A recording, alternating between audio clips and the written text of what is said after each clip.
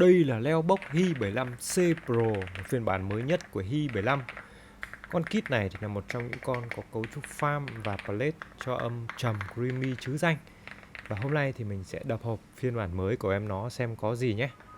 Khi unbox thì phụ kiện ngoài cái hướng dẫn sử dụng thì có thêm một cái dây cáp sạc Type-C khá đẹp. Ngoài ra thì hãng không cho dụng cụ nhỏ switch keycap, cái này khá là thiếu sót nha. Còn đây là con phím của chúng ta, được bọc một lớp siêu ly lông ở phía dưới. Ở video này thì mình lên phiên bản màu trắng, sơn y quá tinh, hơi sần, khung nhôm đúc nên khá là nhẹ.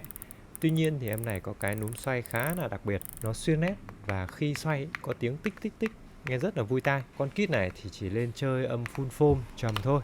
Hôm nay thì mình chọn con Switch KTT Coconut LED, nút tay, âm rất là trầm và mượt, được gõ nhẹ, màu sữa thì nhìn cũng khá là hợp với con kit này.